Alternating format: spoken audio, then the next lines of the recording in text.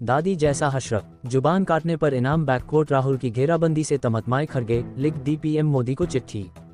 भाजपा और एनडीए के नेता कांग्रेस सांसद राहुल गांधी पर लगातार हमलावर हैं। राहुल गांधी की घेराबंद पर तमतमाए कांग्रेस अध्यक्ष मल्लिकार्जुन खड़गे ने प्रधानमंत्री नरेंद्र मोदी को चिट्ठी लिखी है। उन्होंने भाजपा नेताओं द्वारा राहुल गांधी के खिलाफ दिए गए बयानों पर आपत्ति जताई है। खड़गे ने अपनी चिट्ठी में कहा, मैं आपसे आग्रह करता हूं कि ऐसे नेताओं को अनुशासन और शिष्टाचार के माध्यम से नियंत्रित करें। ऐसे बयानों पर सख्त कानूनी कार्रवाई की जानी चाहिए ताकि भारत की राजनीति को पतन से बचाया जा सके।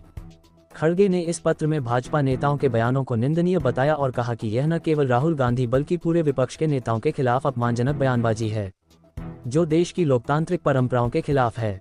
उन्होंने जोर देकर कहा कि प्रधानमंत्री को इस मुद्दे पर हस्तक्षेप करना चाहिए और ऐसे बयानों पर रोक लगानी चाहिए जिससे राजनीति में गरिमा बनी रहे। खड़गे ने ये भी कहा कि देश की राजनीति को एक स्वस्थ वातावरण की आवश्यकता है और इस प्रकार के बयानबाजी से न केवल राहुल गांधी की प्रतिष्ठा को नुकसान पहुंचता है बल्कि देश की राजनीति का स्तर भी गिरता है। उन्होंने मांग की कि ऐसे नेताओं पर सख्त कानूनी कार्रवाई की जाए ताकि भविष्य में ऐसी घटनाओं की पुनरावृत्ति न हो। सबसे पहले मैं आपको जन्मदिन की हार्दिक बधाई देता हूं। इसके साथ ही ऐसे मुद्दे पर आपका ध्यान आकृष्ट कराना चाहता हूं जो सीधे लोकतंत्र और संविधान से जुड़ा हुआ है। आप अवगत होंगे कि लोकसभा में नेता प्रतिपक्ष श्री राहुल गांधी के खिलाफ बेहद आपत्तिजनक, हिंसक और अशिष्ट बयानों का सिलसिला चल रहा है। मुझे दुख के साथ कहना पड़ता है कि भारतीय जनता पार्टी और आपके सहयोगी दलों के नेताओं ने जिस हिंसक भाषा का प्रयोग किया है वह भविष्य के लिए घातक है। विश्व हैरान है कि केंद्र सरकार में रेल राज्य मंत्री, भाजपा शासित उत्तर प्रदेश के मंत्री लोकसभा में प्रतिपक्ष के नेता को नंबर 1 आतंकवादी कह रहे हैं। महाराष्ट्र में आपकी सरकार में सहयोगी दल का एक विधायक नेता प्रतिपक्ष की जुबान काट कर लाने वाले को 11 लाख रुपए का इनाम देने की घोषणा कर रहे हैं। दिल्ली में एक भाजपा नेता एवं पूर्व विधायक उनका हशरत दादी जैसा करने की धमकी दे रहे हैं। भारतीय संस्कृति अहिंसा, सद्भाव और प्रेम के लिए विश्व भर में जानी जाती है। इन बिंदुओं को हमारे नायकों ने राजनीति में मानक के रूप में स्थापित किया।